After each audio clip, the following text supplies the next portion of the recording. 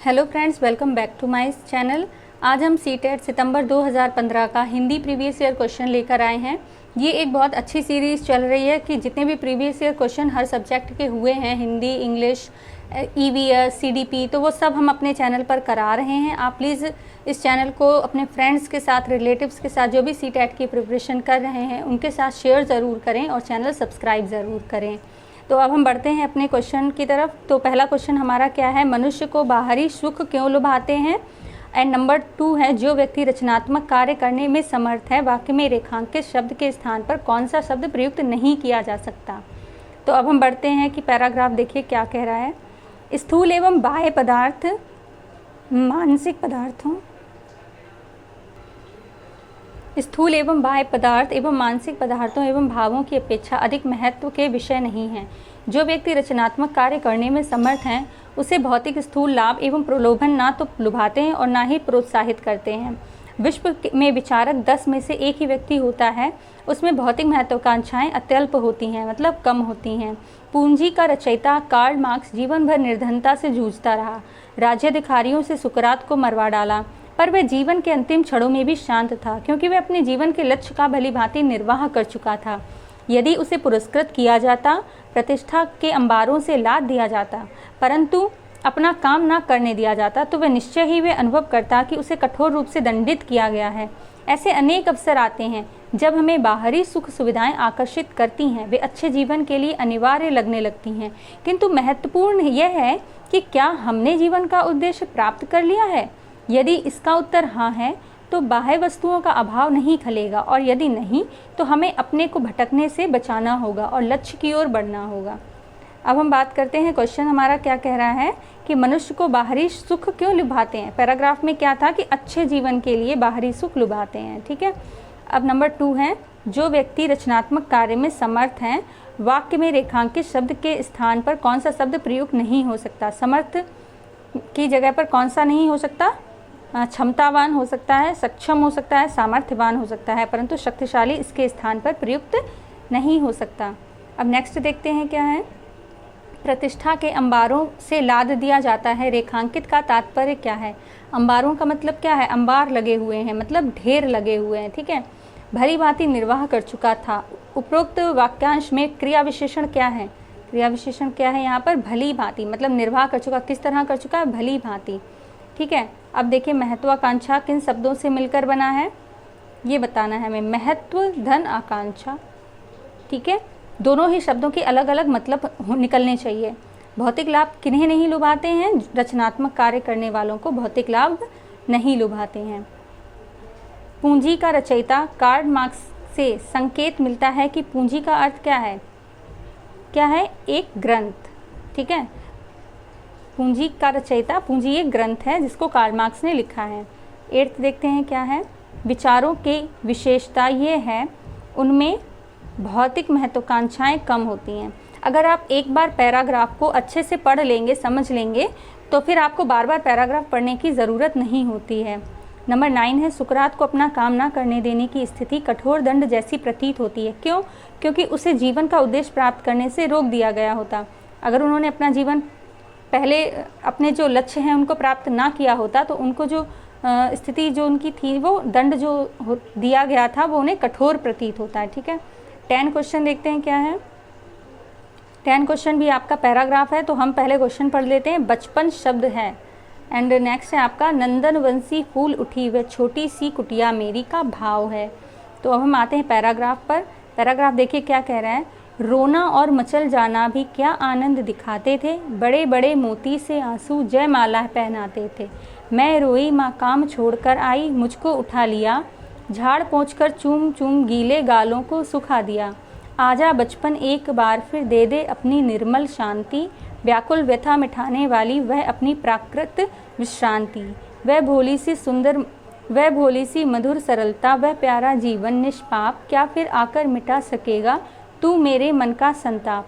मैं बचपन को बुला रही थी, बोल उठी बिटिया मेरी, नंदनवंशी फूल उठी वह छोटी सी कुटिया मेरी। काफ़ी अच्छी यहाँ पर जो पोइट्री दी गई है, बहुत अच्छी है। तो बचपन शब्द क्या है यहाँ पर आपको ये बताना है। विशेषण है, सर्वनाम है, क्रिया विशेषण है। तो क्या है यहाँ पर, एक संज्ञा है, ठीक है। बचपन शब्द क्या है, संज्ञा है। कौन सी संज्ञा है, भाववाचक संज्ञा। अब हम बात करते हैं नेक्स्ट क्वेश्चन की। नंदन वंशी फूल उठी वह छोटी सी कुटिया मेरी, ये किसके लिए बात हो रही है, कुटिया में आनंद उमड़ उठा, ठीक है। इसका मतलब क्या हो गया कि कुटिया में आनंद उमड़ उठा। मिटा सकेगा तू मेरे मन संताप, उस पंक्ति में तू किसके लिए कहा गया है, बचपन को कहा गया है, क्योंकि भाई बचपन चला गया है तो वो इसी वजह से परेशान है कि काश उसका बचपन उसको वापस मिल जाए। नंबर 13 है, कवयित्री अपने बचपन को क्यों बुलाना चाहती है, बचपन के आनंद की याद में, ठीक है, कि वो देख रही, सोचती है ना कि किस तरह उसकी माँ उसके रोने पर उसको गले से लगा लेती थी, तो इसीलिए वो चाहती थी उसका बचपन दोबारा वापस आ जाए। 14 है, बच्चे की आंखों से निकलते आंसुओं को देखकर क्या अनुभूति होती है, प्यार की अनुभूति होती है, ठीक है। अब नेक्स्ट क्वेश्चन देखते हैं क्या है। व्याकुल व्यथा मिटाने वाली में प्रयुक्त अलंकार, व्याकुल व्यथा मिटाने वाली में प्रयुक्त अलंकार कौन सा है, हमारा अनुप्रास अलंकार है, ठीक है। जहाँ वर्ण विशेष की आवृत्ति के कारण चमत्कार उत्पन्न हो, वहाँ अनुप्रास अलंकार होता है। तो यहाँ वा वर्ण की आवृत्ति हुई है, देखिए कई बार हुई है, व्याकुल में, व्यथा में, वाली में बार बार वा आ रहा है, तो ये कौन सा हो गया, अनुप्रास। अब नेक्स्ट क्वेश्चन देखते हैं 16। यहाँ से आपका पेडागॉजी स्टार्ट हुआ है। किसी भी भाषा पर अधिकार प्राप्त करने के लिए सबसे महत्वपूर्ण क्या है, उस भाषा का अधिकाधिक प्रयोग करना, अधिकाधिक प्रयोग करना। जब आप बार बार उसका यूज़ करेंगे तो वो भाषा, आप उस भाषा पर आपकी पकड़ मजबूत हो जाएगी।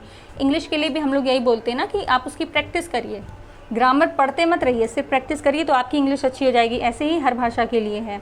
अब 17 क्वेश्चन देखते हैं क्या है। समावेशी कक्षा में बच्चों की आवश्यकताओं को पूरा करने में भाषा शिक्षक के रूप में आपकी मुख्य जिम्मेदारी है। क्या मुख्य जिम्मेदारी है, बच्चों का आकलन करते समय अति उदार बनना, सॉरी जिम्मेदारी नहीं है, आप लोग भी ये गलती मत करिएगा जो अभी हमने की है, नहीं पर फोकस करिएगा।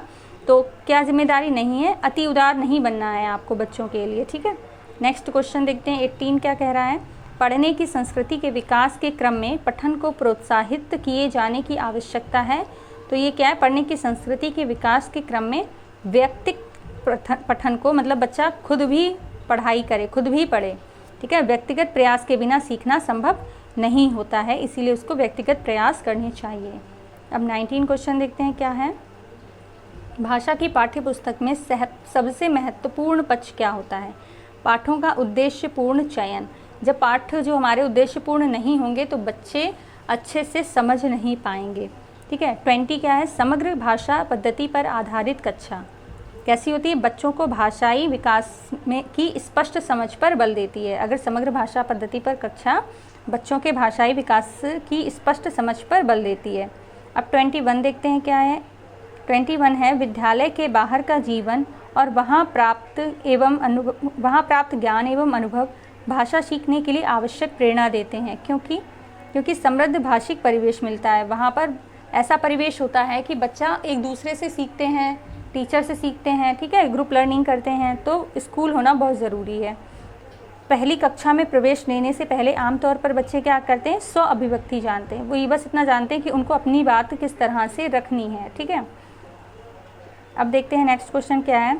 सुरभि अक्सर ड़ा वाले शब्दों को गलत तरीके से उच्चारित करती है, तो आप क्या करेंगे, तो उसके लिए क्या करेंगे, यदि ड़ा वाले शब्दों की सूचना पढ़ने एवं बोलकर अभ्यास करने के लिए लेंगे, ठीक है, तो उसको बहुत सारे ड़ा वाले शब्द देंगे और उससे कहेंगे कि उसको पढ़ो और ज़ोर ज़ोर से पढ़ो और बोलो, ठीक है। अब हम बात करते हैं नेक्स्ट क्वेश्चन की, नेक्स्ट क्वेश्चन देखिए क्या कह रहा है। प्राथमिक स्तर पर पढ़ने की क्षमता का आकलन करने की दृष्टि से सबसे अधिक महत्वपूर्ण है।